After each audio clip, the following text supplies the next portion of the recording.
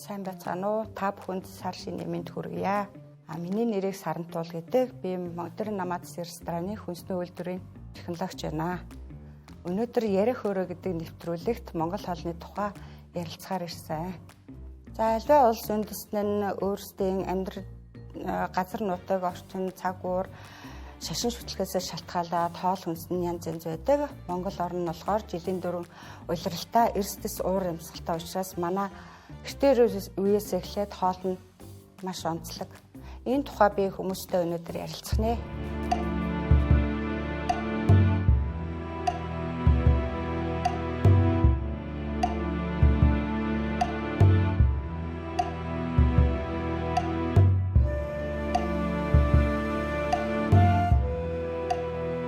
Монголчууд махнаас өөр хоол мэддэггүй байсан гэдг нь ташаа ойлголт юм. Эрхэлж байгаа малажихуйгаас гадна байгальд ургах жимс ногоог хүнсэндээ хэрэгэлдэг байсан олон баримтууд бий. Мөн хоолыг 5 бүлэгт хуваан улиралдаа тааруулан хүртдэг байжээ.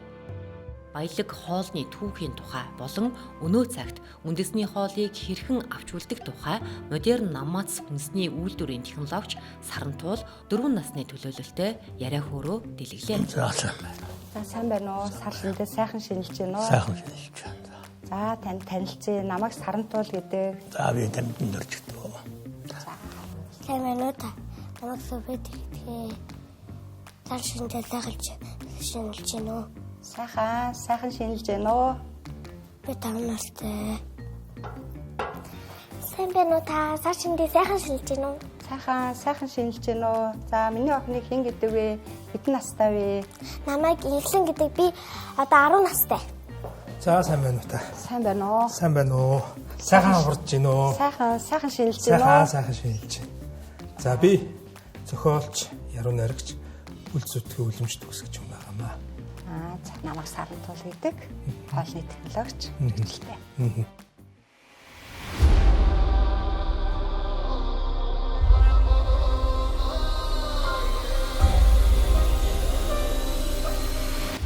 За Монгол хоолны тухай юу мэдэх вэ? Ямар монгол хоолнд дуртай вэ?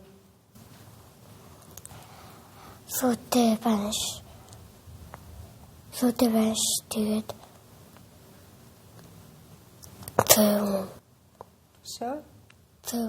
Цэцэрлэг дээр ямар хоол иддэг вэ? Монгол хоол юу иддэг вэ? Энгийн шүлтал. За цагаан сараар яадаг вүлээ? Бууз иддэг. За буузыг болохоор сар шиндээ монголчууд айл болгонд орж бууз иддэг тийм ээ? Мэдэн штэ тийм минийхөө. Тэгээ буузыг яаж хийдэг вэ гэхээр буузыг махаа гараараа татаад, гурлаа азуураад, давас, бэрз, цонгийн саримсаар амтлаад чимхэж хийдэг хоол. Энэ нь болохоор олон хүн идэхэд тохиромжтой битүү хоол гэж нэрлэдэг. Хүндтгэлийн хоол буюу баяр ёслол юм хүндтэй хүндээ монголчууд яадаг байх нь бууз хийж иддэг байх нэ. Сар шинээр тавгийн идэ хүний ширээн дээр юу байдаг вэ? Айлын ширээн дээр? Айлын ширээн дээр ихэвчлэн бууз, хуушуур, тэгээд идэ ундаа байдаг. За идэ гэхээр ул боов тийм ээ? Тийм. За ул боов гэд яагаад нэрлсэн бол мэдхүү? Ул боов гэж мэдхгүй. За яагаад ул боов гэж нэрлсэн юм бэ гэхээр хүн хөлөөрөө газраас энерги авч хүчээ шилбэж байдаг. Хүн хөлийнхөө тусламжтайгаар нэг газраас нөгөө газар руу тэмүүлэн явж ингэж урагшилж байдаг учраас түүнийгээ бэлэгдээд ул боов гэж нэрлсэн байдаг.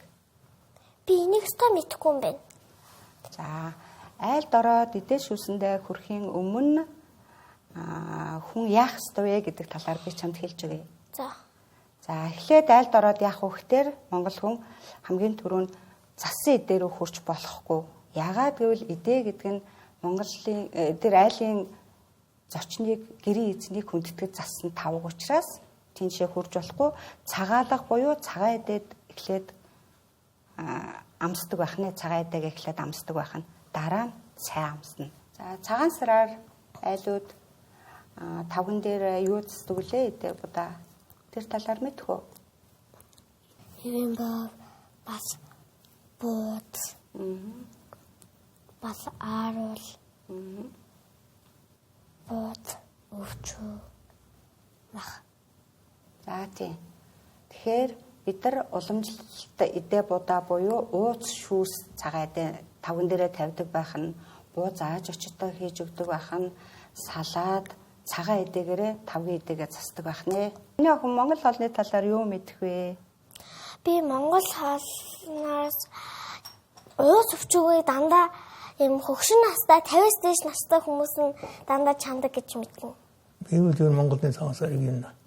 1950-аад оны сүүлээс мэдж байгаа одоо тэр үед хоног 7-8 настай ч юм уу 6 талаад. Одоо яг л одоо суман дээр байсан хүүхэд манад бахагч. Тэгээ хайд майл гэсэн. Тэр үед бол одоо би бодоод байгаа. Ийм их том ууц тавьдаг айлууд байгаа. Ерөөсөө л өөрсдөө ховл ичэндээ хэрэгэлсэн. Тэгээ хоньны ууц гэдэг одоо сүүлгүүгээр тийм хотор ууц энэ гэдэг. Тэгээ одоо ясамсаа юугаар нь төлөөлүүлж байсан. Тийм метр тавьсан айлууд байж л байдаг байсан. Тэр өөрийнхөө ховлын ичин тэргээ зүгрээ хавууд өвчөөгөө одоо чанаад өшөө дагалдахаас нь ганц нэг ястаа махан тавьсан тийм айлууд л харагддаг байсан. Тэгээс үлдээр явж л одоо ерөөсөө. Одоо энэ их том олон үе одоо энэ хэвийн боо энэ байдаг ус. Зүгээр өөрснөө зүгээр ингээ хурлаа зуураад сайхан шаард тус тэгээд янз заагаар ятангаар амтлаа тэгээд л одоо юу гэдэг нь гавсаа тиймэрхүү хилдэ тийм л өөрснөө хайраад л ирдөө тэгээд л тавьчих. Тийм л байдаг гэсэн тэгээд одоо сүүлийн үед л одоо энэ явсаар байгаа тэгээд л одоо бүр шалууруулаад л их онтоо болоод байна. Энэ ялангуяа одоо Монголын цагаан сар тэр үеэр бол одоо махан хэрэглээ ер нь яг заавал ч хуучин одоо ясчрам одоо яаж ч тийм бичсэн байлгүй л да. Одоо энэ махны нэг хэрэглээ энэ том ууц одоо энэ юу гэдэг өвчөө тэгээд дагалцсан бахан мах энэ төрөг бол одоо ер нь зүгээр араа бах хэмжээгээр яс төртэйгээр яаж болдог лөө энэ талаар ер нь танд бодож байгаа юм юу байна ямар байхын зүйтэй юм бол. За ууц нь бол эртнээс уламжлагдаж ирсэн одоо монголчуудын зайлшгүй цагаан сарын нэг эдэн шүүс тийм ээ. Гэхдээ бид нар бол дээр үед болохоор нэг одоо тэр ноёдууд, баядууд нь болохоор ууц тавьдаг байсан. Ардууд болохоор төлөөлүүлээд нөгөө одоо 74 өндөр богтос гэдэг ингээд төлөөлүүлэн баг мах чандаг байсан. Одоо орчин үед болохоор ингээд нэг ууц чанчгаал тэргээ бас 2-3 өдөр хатгалаал тийм ээ. Энэ нь болохоор эрүүл давхуу талдаа бас нэлээд өчр дутагдaltaй гэж би бол бодож явдаг хүн байна. Дээр үед ямар хоол иддэг байсан бол хүмүүс? Монголчууд нь болохоор өвөлдөө махан хоол гэдэг улирлынхаа байдлаас шалтгаалаад хоол нь янз бүр байдаг байсан. Одоо тэр хоол нь байгаа юу? Одоо болохоор махан хоолоо төлхөө иддэг. Монголчуудыг болохоор нөгөө мах гурил голдуу иддэг гэж ярьдаг тийм ээ. Гэхдээ үгүй ээ. Энэ нь болохоор айл эртээр үеэс эхлээд монголчууд ногоо хэргэлдэг байсан. Энэ хоолны соёл ингээд дэлхийн хоолны соёл энэ төр гэдээ ярихаар за энэ тхэг зүгийн том хоолны нэг том соёл, нэг амтны том соёл байна гэж байна. Хятад тэр домдоо Сичуан гэж бас ярьж байна. Тэгэл одоо цаашаа одоо слав энэ төр гэл ингээд янз янзын зүг ярьж байна. Ингээл энэ олон жилийн уламжлалтай улсууд дээр ярьж байна. Давхар одоо энэ хоолны үндэсний онцлог дээр ч одоо хамгийн сүүлд байгуулагдсан залуу үндэстэн гэхэд Америк бас өөр ингэсэн Американ фуд гэдэг байна тий. Олон төрлийн мах, стейкүүд байна, бүргэрүүд байна. Тэгвэл Монгол хоолны онцлог, амт, технологи нь соёл нь бусад үндэстнийхээс юундаа ялгаатай вэ? Эртээр үеэсээ манайх болохоор махыг чанж, шаарж, жигнэж, уутаж, хорхоглож, тэгээд хөөрүүлж, тэгээд мөн нэрж, эсгэж хоолой боловсруулдаг гэсэн байгаа байхгүй юу? Тэгэхээр эрт дээр үеэсээ эхлээд манай нөгөө нэг цэрэг дайчид маань тулхан дээрээ галаа тавиад нөгөө галаа гаргаад бамбаага тавьж хагаад нөгөө одоо ан хийж нөгөө баг ингэж нөгөө сэлмээрээ ингэж шарж ингэж идчихсэн. Тийм учраас нөгөө нэг баг барбекю гэдэг одоо дэлхийн албартаа шарсан махыг баг монголчууд болохоор өв гэцгэн гэж үздэг байхгүй юу? Барбекюны өв гэцэг. Тэгтэр манайх болохоор хоолыг юусоо бүх төрлийн аргаар боловсруулж иддэг байсан байгаа. Манайд болохоор тэр нөгөө бас ногоонууд бол айгу юу байдаг шүү дээ. Зэрлэг ногоонууд бол их байдаг шүү дээ. Одоо жишээ нь таан, мангэр, хүмүүл, сонгон, мэхээр Тэгэл нөгөө сулхэр гээл те. Одоо сулхрыг чинь л сүүл үед шинжлэх ухаанаар яг бүрэн ингэж нөгөө судалж амжаагүй. Маш их амин дэм ирж хүч юуны агуулмж өндөртэй тийм бүтээгдэхүүн байна гэж байгаа байхгүй юу? Бүрэн судлагдаж амжаагүй гэсэн үг. Тэгэхээр монголчуудыг зөвхөн нөгөө мах гүрлээр хязгаарлахт нь бол боломжгүй гэсэн үг. Судлагдаад бүр нотлогдсон гэсэн. Энэ хоолны зөв хэрэглээ. Энэ ер нь орчин үед Монгол хүнд одоо энэ зохимжтой хоол ер нь ямар ч хоол байна гэдэг боддог. Нийтлэг одоо айл өрхөд одоо хүмүүст одоо энэ биеийн шингэцтэй одоо биеийн шингэцтэй Монгол хоол, шөлтөө хоол агуу штэ. Монгол хоол, шөлтөө хоол ер нь агуу штэ. Монгол хүнд ялангуяа өвлийн цагт нөгөө нэг аарц марцаараа баяжуулаад идвэл нэгдүгээр шингэсэн сайжрна, хоёрдугаар нөгөө хүйтний үйлрэлд энерги алдалт гэдэг юм айгүй их явагдаж байдаг. Тэрийг нөхч байдаг учраас Монгол хоол гэдэг юм чи айгүй чухал байхгүй юу. Тийм учраас орчин үетэй хослуулаад ялангуяа одоо манай ресторан шиг юм Монгол хоолны чиглэлийн ийм газрууд болохоор орчин үетэй хослуулаад маш олон төрлийн жор гаргаж байгаа. Эдгээрийг бол орчин үеийн залуучууд амьдралдаа нэвтрүүлээсэй гэж би илүү хүсдэг. Ногоо, төрөл бүрийн ногоо, аарз, шар тос, хайлмаг, эдэм, ээцгий, бяслаг энэ бүгд чинь нөгөө махтаага яаж зохицох уу, яаж хоол болох уу, хэдий үед нь энэ махан хоолоо идэх үү, хэдий үед нь цагаан идэгээ идэх үү, хэдий үед нь шар тос, хайлмаг идэгээ энэ бүгдээ идэх үү гэдгийг чинь бид нар бүр яг ингээд нөгөө уламжлал одоо нөгөө Монгол одоо нөгөө судлаачид гэж байдаг шүү дээ. Судлаачдын бүтээлээс мөн өвөр Монгол, Бурят, өвөр Монгол гэл энэ бүх яснуудаасаа цуглуулад бид нар юм нэг хоёр ном болгосон байгаа. Үгийн салбарт одоо тухайн үндэстний хэл хэрэглээ одоо амьдралын хэв маяг юмнасаа болоод устдах, үгүй болох, эсвэл тэр хэлээр ярьдаг хөнгүү болох гэл одоо олон асуудлууд үүсэж байна л дээ. Эсвэл ахуй амьдралын онцлогоосоо болоод тухайн үгийг хэрэглэхээ болгоч гэдэг ч юм уу. Одоо хөдөө аж ахуйн чиглэлийн үгнүүдийг одоо хотын бид нар мэдэхгүй байх жишээ. Яг хоол уламжлал талдаа энэ хоол устдах, үгүй болох, эсвэл ямар нэгэн төрлийн хоол мартагдах гэдэг юм байдаг юм болов. Эсвэл шинээр хоол бий болгох ч гэдэг юм. Яг эртний уламжлалт хоол, яг монголчуудын хэрэгжилж байсан хоолноос бол маш олон хоолыг хэрэглэхээ болж байгаа. Тэгээд нөгөө нэг манай бас нутагт ингээд нөгөө нутгийн онцлог таарсан хоолнууд байна шүү дээ тий. Тэр нь бас алдагдчихж байгаа явдал маш их байгаа. Сүүлийн үед бол зарим газар нэг ганц нэг хоол бол сэргээж хэрэгжилж байгаа. Одоо жишээ нь нөгөө энэ говийн аймагуд руу байдаг нөгөө сүүлэн дотор нөгөө махаач гэдэг нөгөө цагаан шувуу гэх тий. Тэр мэтэг бол сэргээж байгаа. Бид манай рестораны зүгээс бас судлаачтай хамтраад одоо түрүүжийн одоо моног технологич нар манай адра одоо тоогооч нар нийлээд маш их хоолыг бас сэргээж одоо орчин үетэй хослуулад ингээд номоо гаргасан байгаа. 21 аймгийн тус-туснаас ийм онцлогтой хоолууд бас байх шиг байна тийм ээ.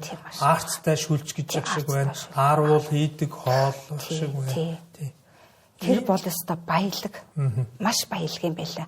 Одоо тэгээ тэр бүхэн бас нөгөө ингээд бидэрт бас хэрэглэгдэхгүй ингээд хаягдж байгаа юмнууд бол зөндөө байгаа. Тэгэл нэршлээс өсвөлээд ерөөсөө бас өстой дундэршгүй. Манайх болохоор одоо энэ тэр Монгол хоолны жор технологи гэдэг 99 жор багтсан 2 тийм бот ном гаргасан байгаа. Орчин үеийн шинэ хоол, уламжлалт хоолтойгоо нийлээ 100 орчим хоол бол одоо Монгол хоол гэхээр гарч ийна гэсэн үг. Ер нь бол Монгол хоол гэд одоо нэрлэж болохоор 100 гаруй хоол бол байгаа юм байна тийм үү? Байгаа. Тэгэхээр бол одоо нөгөө зарим хүмүүсийн шүүмжилдэг монголчууд чинь бүхэл махал чандаг монголчууд хоолны уламжлал байхгүй байсан гэж ярьдаг чинь одоо бас өрөөсгөл ойлголт болоо. Өрөөсгөл ойлголт. Одоо жишээ нь манайх чинь гэсэн ингээл цагаан идэ, уламжлал цагаан идэ гэж гаргаж байна. Монгол амттан гэж гаргаж байна. Энэ нь болохоор орчин үеийн одоо таартай хослуулаад эдэмтэй таарт, аарцтай таарт, хайлмагтай таарт, 10 гуралтай гээл тэгэл айлмгаа бас 10 гуралтай Тэгэл доотлолт нь нөгөө нэг хардлахаар баяжуулдаг ч юм ингээл байнгын л ингээл өөрчлөгдөд явж идэг байхгүй юу. Бид нар нөгөө орчин үетэйгээ хослуулаад. Чи одоо Монгол хоол салаад гэж мэдэх үү? Мэднэ. За ямар салаад мэдэх үү? Би нийслэл салаад, хөрөнгө Монгол салаад гэж мэдэхгүй юм байна. Одоо Монгол одоо цагаан идэ, тэгээ хослуулсан тийм ногооны салаад идэж үзээгүй юу? Үгүй. Одоо төрөл бүрийн одоо бууцаа, салаад навж, өөрчий помидортой хослуулад, чацарган, анс, арч, эдэм, бяслаг энэ бүгдийг холиод ингээд төрөл бүрийн одоо орчин үеийн салаад гэдэг болсон. Тийм салаад бас хийж сураараа дээрээ. Би болохоор Монгол бид нар эрсдэс уур амьсгалтай ийм цаг агарын онцгой нөхцөлд амьдардаг учраас Монгол уламжлалаа орчин үетэйгээ хослуулсан ийм хоолыг одоо илүү төлөвлөгөө хэрэглээсээ өөртөө нөгөө цогцсон байдлаар гэж боддог. Одоо жишээ нь сүүлийн үед одоо бантан идэж болохгүй, өөрөл идэж болохгүй гэсэн юмнууд айгүйх гардаг болсон шүү дээ. Одоо хоол судлаач нар төрөл бүрийн би энийг болохоор өөрсдөө хүн нөгөө зохистой хэрэглээ гэдэг тал руугаа илүү анхаарч хүртээсээ хоолоо бас хийж идээсэ гэж боддог. Би болохоор нөгөө нэг гиз идэж чаддаг байхгүй юу? Тэгэд гизийг ер нь яаж хийдэг юм бол? Одоо гизийг бол идэх хэрэгтэй. Гидснээс ч маш хаминдам тэр дотор махан чи агуулгадж байдаг байхгүй юу? Тийм учраас гизийг маш сайн идэх хэрэгтэй. Одоо орчин үеч айгүйх ногоо би болцсон шүү дээ тийм учраас дээр үеийнхээ хоолыг ногоо одоо орчин үеийн бүх ногоотойгоо хослуулад идвэл та нар илүү сайн идэх байхаа.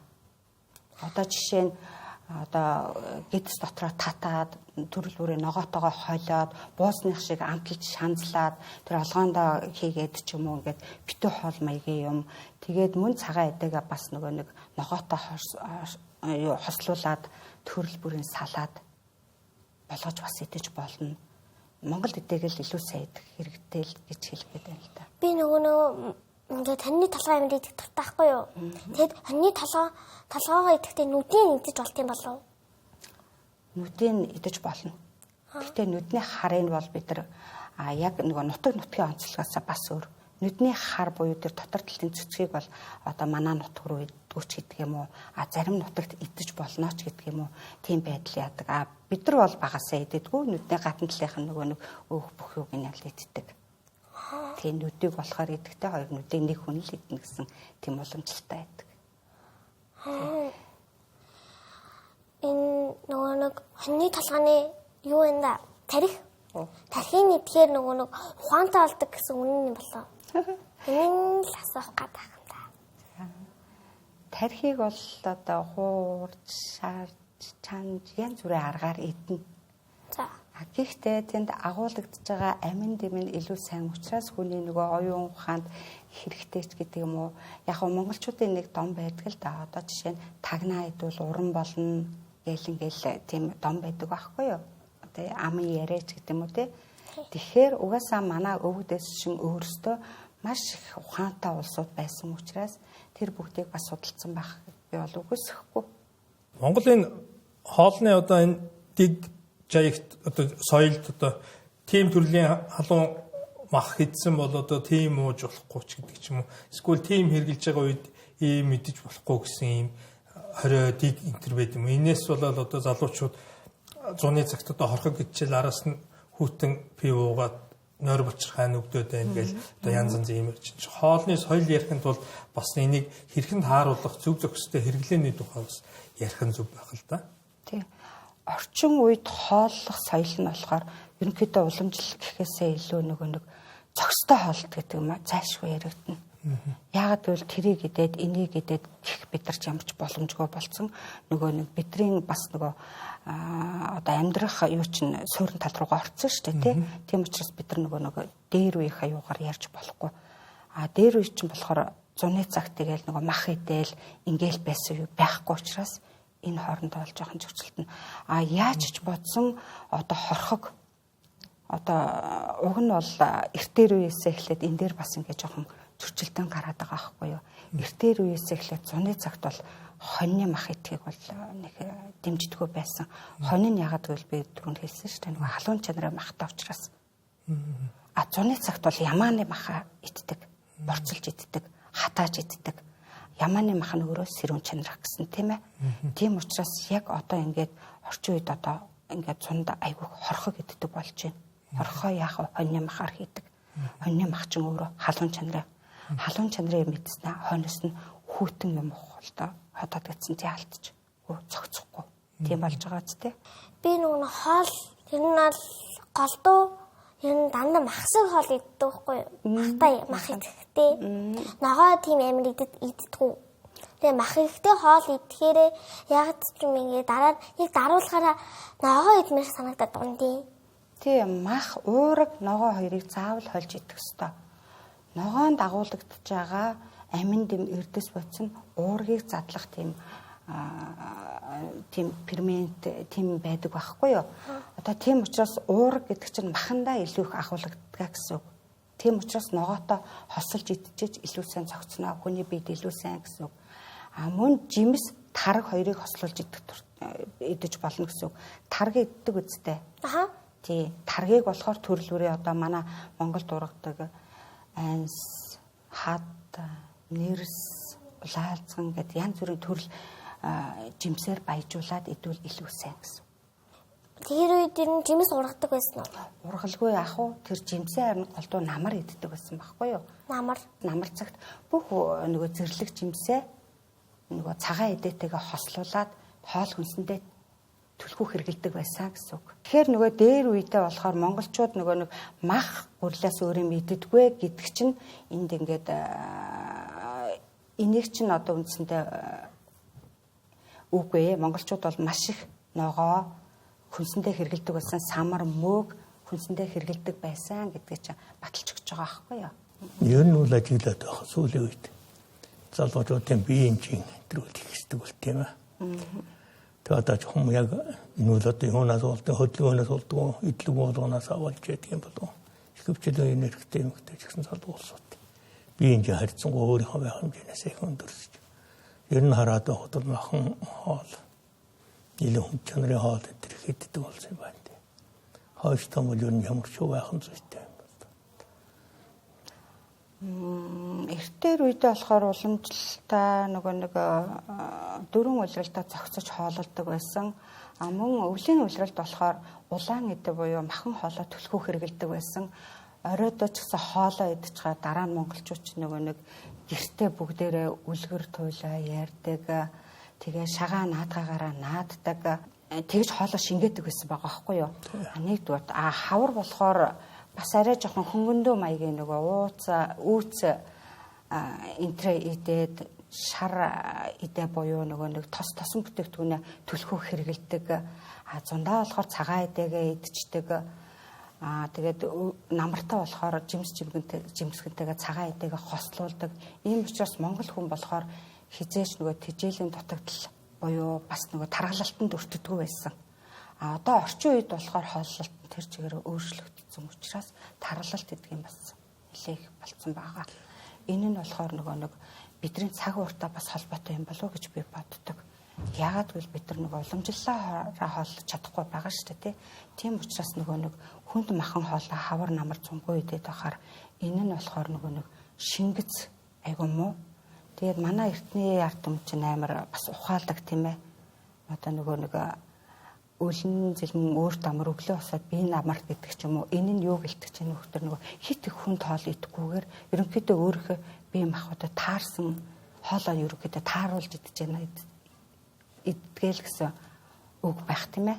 Тэгээ орчин үед одоо ногоогоо яаж одоо гой салаад болох вэ? Монгол үндэстэй салаад болох вэ гэвэл одоо аар цаар соус хийгээд төрөл бүрийн нөгөө нэг анс цацрагнаар соус хийгээд тэгээд ногоогоо бас эдэм ааруул бяслагтай хойлоод төрөл бүрийн гой баяжуулсан тийм ногооны салаадууд хийгээд махан хоолтойгоо ууцны мах бууцтайгаа идвэл илүү зохимжтой болов гэж бодож байгаа. Мөн айраг нь болохоор бас нөгөө хоолыг шингээгдэг. Би 100 өдөр явдаг аа. Тэгээд ааруул өрөм идтгээ. Тэр хоолны ямар төрөлд ордог вэ? Зундаа болохоор монголчууд эртээр үеэс эхлээд цагаан идэ буюу цагаан хоолой түлхүү хэргэлдэг байсан. Газар зүүн онцлогоор нөгөө байгаль цаг уурасаа шалтгаалаад гээд цагаан эдээ түлхээ иддэг байхгүй юу? Наа чи цагаан эдээ буюу цагаан олныхоо төрөлд ордог. Цагаан эдээ нь болохоор бид хөнгөн өвөлдөө яагаад гэвэл голдуу нөгөө нэг хүнд махан хоол иддэг. Тэгээд хавартаа шар эдээ буюу нөгөө нэг дайрах тос тийм тосон төрлийн юм иддэг учраас зөндөө гизээ цайлгана гэж цагаан эдээ иддэг байсан. Одоо цагаан эдээ идснээр яах вэ гэхээр чи нэгдүгээр гидэл сотор чинь сайн гэж монголчууд эртнээс ярьдаг. Энэ нь болохоор дандаа нөгөө нэг бийд байгаа хортой бодис гадагшилнаа гэсэн үг. Хоёрдугаарт кальцийн агуулмж өндөр. Энэ нь яс бэх чинь чиний шүдэнд сайн гэсэн үг. Эрүүл мэндэд чинь сайн гэсэн үг. Ингээд мөн чиний хоолны шингэцэнд айгүй сайнаар нөлөөлдөг учраас чи 100 цагт яах нь цагаан эдээгээ түлхүү идэж хэрэглэнэ гэсэн үг. За монголчууд болохоор зундаа цагаан эдээ их хэрэглэдэг гэсэн шүү дээ тий. Оройд болохоор сүүгээ хөөрүүлж уудаг. Сүүгээ тусгай хөрөнгө гаргаж аваад тараг эсгэж уудаг. Хөрөнгө. Тий, хөрөнгө эсгэж аваад. Мөн сүүгээ аруул хийдэг, эдэм хийдэг, аарц хийдэг. Тэгээд эдгээрээ бас төрөл бүрийн нөгөө жимс ногоотой хойлох нь шүү дээ. Тэгээд оройн цагаар оройд болохоор таргаа угаад унтдаг. Тэгээд сүү цагаан эдээ нь болохоор хүний биед кальц, эрдэс үдэс төрөл бүрийн амин дэмээр баялаг. Түүхий сүү гэж ямар сүү байдаг юм бол шууд ууж хэрэглэж болох уу? Болохгүй. Заавал хөөрүүлж байна. Хөөрүүлж буюу боловсруулж байна. Түүхий сүүг яагаад ингэж шууд ууж болдгоо юм бол? Яагаад гэвэл тэр нөгөө ер нь түүхий юу чинь яаштай нөгөө төрөл бүрийн юм бактерич гэдэг юм уу тийм юм байх магадлал айгүй өндөр байдаг байхгүй юу? Тийм учраас заавал боловсруулж хэрэглэнэ гэсэн. Ер нь бол яагаад сүү мүү ингээд ийм малын сүү мүүг ер нь яагаад дандаа ингээд хөлдөөчтэй юм бол? Хадгалахын тулд утаа хадгалахын тулд хөлдөөж хэрэглэж байгаа байхгүй юу? Тэгэхгүй суучин өөрөө нөгөө шууд малаас гаргаж байгаа нэг одоо янз бүрийн химийн бодис оруулаагүй хадгалах хугацаа уртсагч гэдэг юм оруулаагүй учраас нөгөө гашлах эдэх магадлал өндөр учраас заавал хөргөгч хөлдөгчөнд хадгалнаа. Хадгалж хэрэглэнэ. Ааруулыг ер нь яаж хийх юм болоо? Ааруулыг болохоор сүүгээ одоо таргийн ааруулж гэж байдаг. Зүгээр ингээд сүүний ааруулж гэж байдаг. Сүүгээ буцалгаад хийдэг. Буцалгаад шахаад аарц гаргаж аваад тэнгүүт нөгөө шарсуу гэж мэдхүү одоо сүүл шарсууны чихэр гэж хэлсэн шүү дээ тийм сүүгээ ээдүүлээд буцалгаад яхаар ингээд шахахаар шарсуу гэж гарна тэгээд үлдэгдэл тэр өтгөн цагаан нь болохоор ааруул аарц болно гэсэн үг аарц болно гэсэн үг тэрийгээ хэлээд төрлөөрөө ааруул хийнэ нутагтаа болохоор нөгөө нэг аарц нь одоо жишээ нь сэрүүн газар аарцаа хийлээ гэх чинь нөгөө цуцаан ааруул гаргаж авна хангаа газарт болохоор илүү жижигхэн нэмгэн ааруул гаргаж авна гэсэн. Би сүүний аарууланд амар дуртай. Сүүн ааруул тий гоё. Амар гоё юм. Хоолны соёл гэж ярихын тулд эхлээд мэдээж энэ ахуй амьдрал тий одоо монголчуудын хувьд одоо нүүдэлчин соёл байна. Тэгээд энэ мал аж ахуй дагсаа одоо эдийн засаг энэ монголчуудын уламжилт амьдрал байна. Тэгээ гуравт нь энэ эрсдэс уур амьсгал гэж дөрөв үйлрэл дээлжилдэг. Энэ уур амьсгал энэ гурван юм бол яалчгүй одоо Монгол уламжилт хоол соёл гэдэг юм ярихын тулд зайлшгүй энэ гуравтайгаа уйлдах байх л та тийм ээ. Тэгээ ялангуяа ингээд монголчууд чинь зуны цагт бол улаан эдээгээ тий улаан хүнсээ эргэлдэггүй дан цагаан эдээгээ иддэг ч гэдэг ч юм уу ийм байсан гэд одоо энэ алдагдчихлаа гэдэл ярьж байна л та. За яг үнэ өөрөө чинь хэлсэн гурав бол салшгүй нэг хэсэг нь монголчууд болохоор эдээгээ улаан эдээ буюу махан эдээ, шар эдээ буюу тосон эдээ, цагаан эдээ буюу нөгөө ааруул хуруудаа, ногоо эдээ буюу урамлан эдээ, хар эдээ гэж ингэж үндсэн 5 ангилдаг байсан эдээгээ.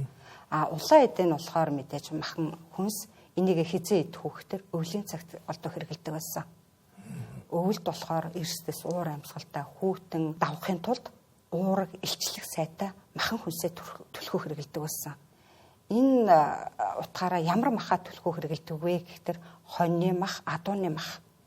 Адууны мах чинь болохоор илчлэх сайтай, шингэц сайтай, маш халуун чанарын учраас хоньны мах чинь бас халуун чанарх гэж үздэг. хоньны махны ширхэг нарийн учраас булчнаа нөгөө нэг маш нарийн байдаг. Бас шингэц сайтай илч илүү сайн гэсэн үг. Энийгээ түлхүү хэрэгэлдэг байсан. Өвлийн юуныхаа үхрийн махыг бас түлхүү хэрэгэлнэ. Үхрийн махаа тэгтээ голдуу яах вэ гэхээр үүс буюу нөгөө хавар задлахаар арсанд нь боож хэрэгэлдэг шүү дээ, тий. Тэгж хэрэгэлнэ мөн борцолж хэрэгэлдэг байсан. Сэрүүн чанарын мах гэж үздэг байх нь шүү дээ, өвлийн махаа, үхрийн махаа. Тэмээний мах, ямааны махыг бас сэрүүн чанар гэж үздэг. Бас мөн борцолж илүү хэрэгэлдэг байсан. Хавар цагт болохоор одоо нөгөө өвлийг өнтөө даваад хавар цаг, хаврын хавсрыг давахын тулд голдуу шар идэ буюу нөгөө цагаан тос, шар тос, хайлмаг юу одоо ээзгээ тийм зүйлээ тослог ихтэй өрөм зөөхий тослог ихтэй зүйлээ хавартай голдоо нөгөө нэг махын идэтэйгээ зохицуулж хэрэгэлдэг байсан. Одоо цааш нь гарч ийн хавар цаг ирж ийн бид нэр бас энийг одоо дагчвал бас их зүгээр байх юм тийм. Энэ нь яасан нүх тэр нөгөө нэг одоо өвөлд чинь маш их илчлэг уургаар баялаг хүнс бид нар ч хоолндоо хэрэглэлээ шүү дээ. Хавард болохоор хаврын хавсаргаа давахын тулд нөгөө тосон хүнсээ төлөвлөхөө хэрэглэнэ. Энэ нь болохоор нэгдүгээр шингэц сайтай, хоёрдугаар ходоодны галыг тэнцвэржүүлж өгдөг учраас шар идэ буюу тос идэгээ төлөвлөхөө хэрэглэнэ гэсэн үг.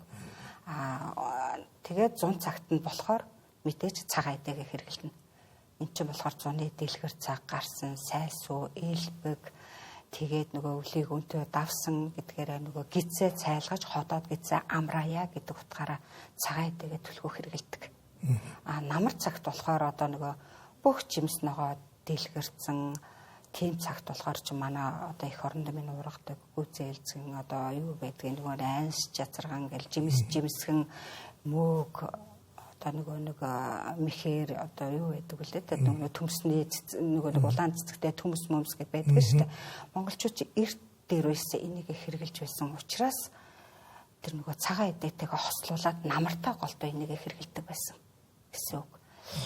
Тэгээд дөрөв эдэг нь ярьчлаа шүү дээ тийм ээ. Хавар зун намар үйл хэрэглэх. Хар эдэг гэдэг нь болохоор ус, аршаа, архийг бол хар эдэг гэж хэрэгэлдэг байсан. Хар эдэг бас хэдэд хэрэглэх вэ гэхээр өвлийн цагт хэрэглэнэ. Хаврын цагт бас нөгөө шар эдэгтэй бас зохицуулж хэрэглэдэг байсан. Шар эдэгтэйгээ юун зохицуулж байгаа юм бэ гэхээр чинь нөгөө нэг бид нар чинь шимийн архиа шар тас орхиж уун шүү дээ тий. Эн чинь болохоор бас л нөгөө хий бадганыг дарж хаврын цагтаа төлөхөө хэрэгэлдэг байсан гэсэн үг.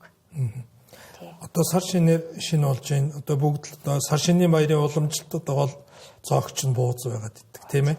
Наадмаар болохоор хуушур гэдэг. Энэ бууцтай холбоотой бас нэг юм би зүгээр хоол судлаач энэ хүнтэй дайралтвал бас асууя гэж бодоод идэв гэсэн. Энэ бууз гэдэг чинь боож гэсэн утгатай монгол үгээ чинь эртнээс манай хоол байсан гэсэн. Тэгсэн зарим нь болохоор бид нэр тэр эрт үед гурил хэрэгэлдэггүй байсан. Нэг залуу бүр ардын хувьсгал яснаас хойш гурил орж ирсэн гэдэг юм ярьж байгаа юм. Гэтэл тэр чинь аль хүнүүгийн үеэс монголчууд чинь энэ урд зүгдлөө одоо довтолч аяндаа хийхдээ чинь гурил будаа авах гэж л одоо явж байгаа үйл хөтэй. Тэгэхээр энэ бууз гэдэг хоолны үүсэл одоо энэ гурилаар хийгдэж махтай хольж иддэг энэ хоолны одоо үүсэл юу н хэдийн үеэс түүхтэй юм бэл. За бууз битүү хоол ч манай баг үндэснээ хоол болцсон шүү дээ. Яг хөө бид нар нөгөө манжийн дарлал байдаг гэдэг утгаараа тэр утгаараа бууз бол манад нутгассан байдгийг. Манайх ч нөгөө эртээр үеэс эхлээд одоо ногоон идэ ургамал хэрэгэлдэггүй байсан. Жимс ногоо хэрэгэлдэггүй байсан гэж үздэг шүү дээ. Нэг л мах гүрлэл хэрэгэлдэг байсан гэж үздэг шүү дээ. Тийм ээ монголчуудыг. Тэр чинь болохоор бас учир дутагдaltaй байгаа юм. Монголчууд болохоор бас нөгөө Чингис хааны үе чинь дэлхийн талыг эзэлж явлаа гэж бид нар ч омгшдаг шүү дээ. Энэ омгшлийнхаа үүднээс тухайн үедээ нөгөө нэг тэр харьяандаа оруулж исэн газар нутгийнхаа тариачдыг бид нар бас нөгөө тариачдаараа нөгөө ногоогоо тариулээд бас хэрэгэлдэг байсан байгаа. Тэгэхээр чинь бас нэлээд эртний үе болж тараад байгааз. Тийм. Тэгээд тэрийгээ юундаа хэрэглэх хөхтөр нөгөө цэргийнхаа хоол хүнсэд тариаг нь мөн л гурил тариа идэ болгоод цэргийнхаа хоол хүнсэд бас тэгээд тэр үед чинь ногоо бас тарьж эхэлсэн байгаа байхгүй юу? Одоо урд зүгийн улсуудаараа ногоо тариулдаг. Олцны олон хүмүүсийг авчирж байгаа шүү дээ тийм ээ. Тэгээд нөгөө нэг завхан одоо ховд чиглэл чинь ногооны одоо эртний уламжлалтай улсууд шүү дээ тийм сэлэн хавар ногоо их тарьдаг. Энэ нь болохоор тухайн үеийн олцны улсуудыг нөгөө тухайн газар нутагт нь байршуулад ногоогоо тариулж хэрэглэж яасан гэсэн үг. Тэр байтугай 1690-ад оны үед юу цайгаа бас манай монголчууд бас хэрэгжилж байсан юу байдаг байхгүй баримт бичиг цайгаа мөн л олон одоо 100 гаруй төрлийн ургамлаа түүгээд цай болгоод тэрийг нэг хатуу хэлбэрт оруулаад нэмгэн зузаанаар нь ингээд нэг хэлбэрт оруулангуудаа цайгаа бас Орос руу явуулдаг ч юм уу ийм бас туршлага юунууд бас судлаад үзэхэд баримтууд бас байдаг юм байлаа. Хувлаа хаан хүртэл одоо Монголын одоо газар нутагт байгаа монголчуудад болохоор нөгөө луун илүү их тарьсан хүмүүст одоо мөнгөн зоосоор урамшил олгож гэдэг юм уу мод тарьсан хүнд модныхон тоогоор мөнгөн зоосоор урамшилдаг ч юм уу ийм болохоор эртнэтээр судруудад бичигдсэн байдаг юм байлаа. Тэгэхээр манайх бол тэр одоо гурил будаа би бол за будаа бол сүйд болохоор гаднаас авсан гурил бол манай эртнэх. За баярлалаа тань сайхан шинэлээрээ. За сайхан шинэлээрээ зөндөө гоё мэдээлэл өглөө. Бас мэдж авахгүй зөндөө юмаа мэдж авлаа Монгол хоолны талаар. Маш гоё асуулт асуусан өрчөнд бас баярлалаа. Сар шиндээ сайхан шинэлээрээ. За баярлалаа. Ажил амжилт хүсье. Баярлалаа. За би Тэнгэр телевизийн ярих хөрөө нэвтрүүлэгт оролцлоо. Нас насны төлөөлөлтөө Монгол хоолны талаар уламжилт арга болон орчин үеийн хоолны жор технологи, хүмүүсийн биеийн онцлог, орчин үед хоол хэрхэн өөрчлөгдөж байгаа талаар яриа өрнүүллээ. Та бүхэн сар шиндээ сайхан шинэлээрээ.